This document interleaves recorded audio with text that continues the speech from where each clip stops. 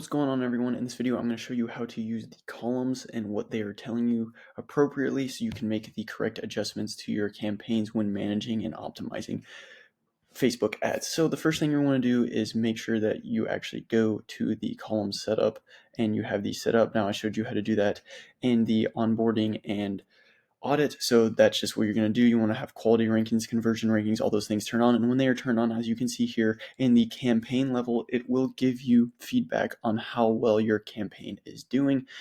So as you can see, this one is very high performing with the ad set and the campaign. So that means our adjustments in these sections, I'll go into edit here. In these sections right here, we picked all the correct things that you wanted. Sometimes what can be a little bit of a problem is if you have the campaign budget turned on, advantage campaign budget, then you want to turn that off so it gets into the high performing category. And then sometimes it can be the opposite. If it's not, then you can turn that on and it will help you have those things. Now, if you have multiple ads in one ad set, you can do an A/B test to help it get better. If it's not in high performing, this one is, and then we can go take a look at the ad set because that also is what's high performing. You just want to make sure that you have all these things selected correctly. Sometimes your performance goal may be wrong. Most of the time you want to do maximize whatever your goal is. Now, sometimes you could do landing page views, etc. if you want to get people off of Facebook, but for the most part, you just want to keep people on because you're making Facebook ads.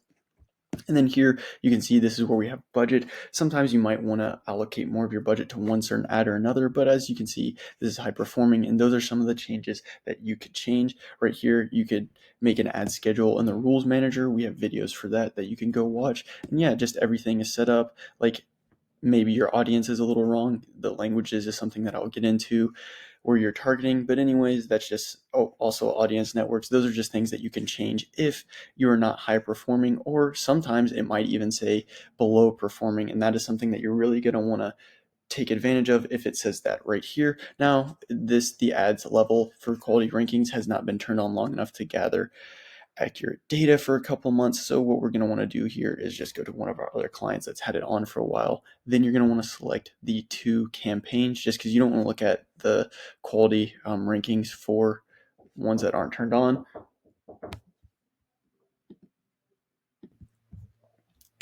And you're basically, as you can see, these are the ads that are running right now. And you're just going to scroll over.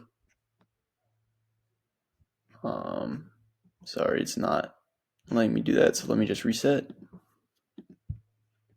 Scroll over to where it actually shows the quality ranking, engagement rate ranking, and conversion rate ranking. As you can see, there's nothing here. That is because it is average performing. It is not below average and is not above average. If it's below or above, it will tell you here. It will tell you if you're 35% above average or 20 to 35% below average.